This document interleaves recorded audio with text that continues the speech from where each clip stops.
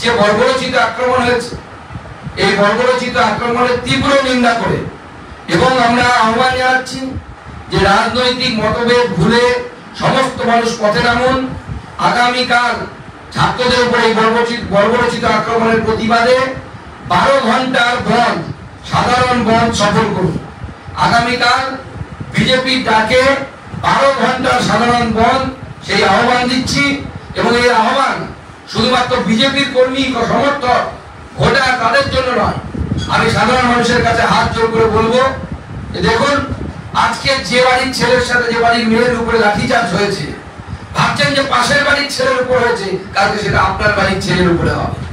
আজকে যে ছেলেটি টাকা দিতে না পেরে চাকরি পায়নি, তার চাকরি বিক্রি হয়ে গেছে 15 লক্ষ টাকায় তৃণমূল নেতার দ্বারা, তৃণমূলের দালালের দ্বারা, কালকে আপনার ছেলেটি, যে ছেলেটি পড়ে পড়ে বড় হচ্ছে, স্কুলে যাচ্ছে, কলেজে যাচ্ছে, কালকে তাকে সে তার সম্মুখীন হতে হবে।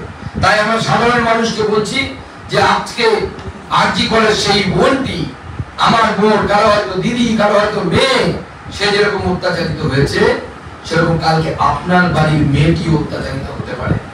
তাই এই বনকে সর্বাত্মক করুন।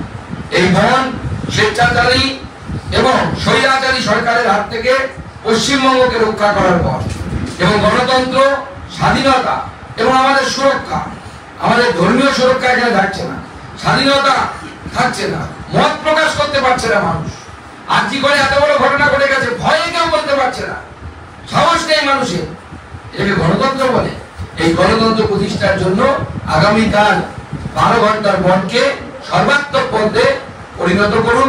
আমি ভারতীয় জনতা পার্টির সমস্ত কর্মীদেরকে, বিধায়ক, সাংসদ থেকে শুরু করে সমস্ত জনপ্রতিনিধিদেরকে এবং পদাধিকারীদেরকে এখান থেকে আহ্বান জানাচ্ছি যে আগামীকাল মানুষের কাছে যান, হাত জোর করে মানুষকে বলুন যে কালকের দিনটা একটু কষ্ট করুন, কালকে আপনার বাড়ির মেয়ের কথা চিন্তা করে, আপনার বাড়ির সন্তানের কথা চিন্তা করে 12 ঘন্টার সাধারণ বন্ধ সফল করুন।